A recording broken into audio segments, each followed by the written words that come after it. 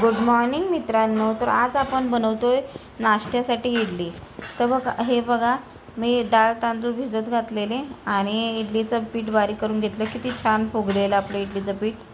आणि त्याच्यानंतर भांड्यात थोडं पाणी ओतून घेतलं आणि ह्या जे इडलीची भांडी आहेत त्यांना तेल लावून घेतलं. त्याच्यानंतर बॅटर जे तयार बॅटर होतं ते ओतून घेतलं त्याच्यामध्ये साच्यांमध्ये. तर खूप छान अशा इडल्या होतात आणि फुगतात पण छान आणि पांढऱ्या शुभ्र मस्त दिसतात. तर हे बघा आमच्याकडे 20 इडल्यांचं भांडं होतं. छान इडल्या हे झालेत. हे बघा अजिबात चिटकत नाही आहे त्या भांड्याला. खूप छान अशा इडल्या टम्माशा फुगलेल्या होत्या. त्याच्यानंतर हे बघा मला झाडं लावायची होती. तर माती पूर्ण ओली झालेली एका पाटीमध्ये काढून घेतली आणि थोडं थोडं त्या याच्यामध्ये झाडाच्या कुंडीमध्ये थोडं थोडं आधी माती टाकली आणि खत टाकून घेतलं. त्याच्यानंतर परत थोडी माती टाकली आणि परत थोडं खत टाकून झाडं लावून घेतली. तर अशी गरंड्याच्या फुलांची मी झाडं घेऊन आलेली 2. तुळशीचं एक झाड होतं, ॲलोवेरा होता आणि अबोलीचं झाड होतं. अशी 4-5 झाडं मी लावून घेतली.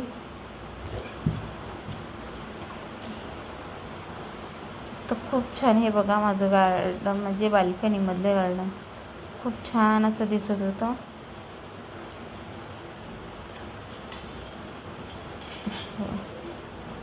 तुम्हाला कसं वाटलं मला नक्की कमेंटमध्ये सांगा. आणि त्याच्यानंतर आराम केला थोडा. मुली बोलले मम्मी चहा पाऊस पडतोय बाहेर तर मस्त की चहा आणि कांदा भजी बनव. तर हे बघा तर मी कांदा भजी बनवत होती. हा बाजूला चहा ठेवलेला. तर भजी छान तळून झाली आणि मी खिडकीतच बसलेली भजी खायला. खूप छान मस्त वाटत होतं. पाऊस आणि भजी त्याच्याबरोबर गरम गरम चहा. तर चहा घेतला. ही बघा आतमध्ये आल्यानंतर आमची सानू पण चहा पित होती. तिला छोट्याशा डिशमध्येच चहा दिलेला आम्ही. पटकन पिऊन मोकळी झाली आणि आता बघा मम्मीला बोलते अजून पाहिजे चहा. हे बघा ताई पण आलेली. ताईने पण कांदा भजी टेस्ट केली.